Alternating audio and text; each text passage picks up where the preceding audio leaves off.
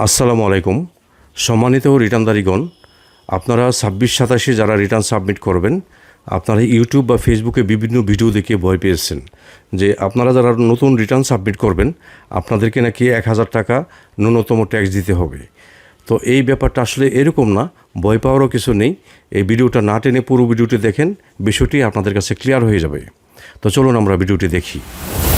তো চলে আসলাম আবার ভিডিওতে। তো আমি পূর্বে একটা ভিডিও দিয়েছিলাম, যে ভিডিওতে বলেছিলাম এইবার স্বাভাবিক ব্যক্তির ক্ষেত্রে তার বাৎসরিক ইনকাম যদি 4 লক্ষ টাকা হয় তাহলে তাকে ট্যাক্স দিতে হবে না, অর্থাৎ 4 লক্ষ পর্যন্ত ট্যাক্স ফ্রি।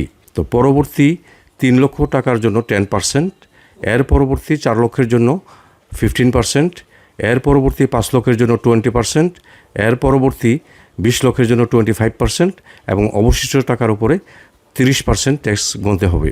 তো অনেকে ভিডিও শুনেছেন যে যারা নতুন রিটার্ন সাবমিট করবেন আপনাদের নাকি ন্যূনতম ট্যাক্স 1000 টাকা দিতে হবে। কথাটি সম্পূর্ণ ভুল। আবারও বলছি, এই কথাটি ঠিক না।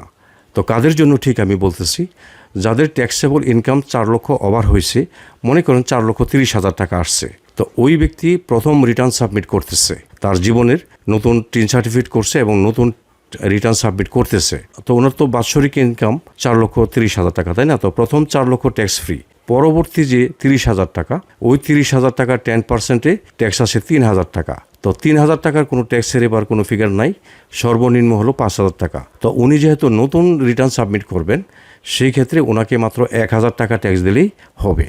ওই এটাই বলছে যারা নতুন রিটার্ন সাবমিট করবেন তাদের 1,000 টাকা ট্যাক্স দিতে হবে।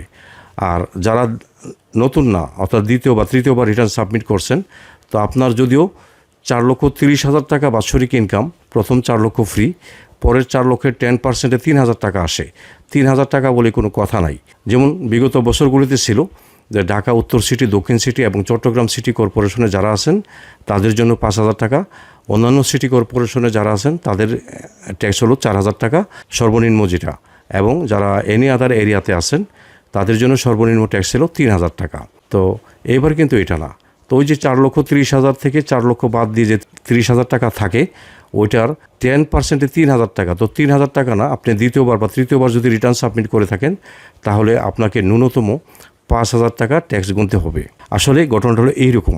তো অথচ মানুষে ভিডিও দিচ্ছে যে যারা নতুন রিটার্ন সাবমিট করবেন তাদেরকে 1,000 টাকা, ন্যূনতম 1,000 টাকা ট্যাক্স দিতে হবে। তাহলে এই ব্যাপারটি আশা করি আপনারা এখন বুঝতে পারছেন এবং আপনাদের মন থেকে ভয়টা একবারে কমে গেছে।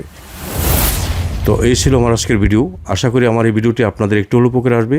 যদি আমার এই ভিডিওটি আপনাদের একটু হলেও উপকারে আসে তাহলে লাইক, কমেন্ট এবং শেয়ার করে দেবেন। সেই সাথে এই চ্যানেলটি সাবস্ক্রাইব করে আপনারা আমার সঙ্গে থাকবেন। আপনারা সকলে ভালো থাকবেন। আপনাদের সবাইকে ধন্যবাদ।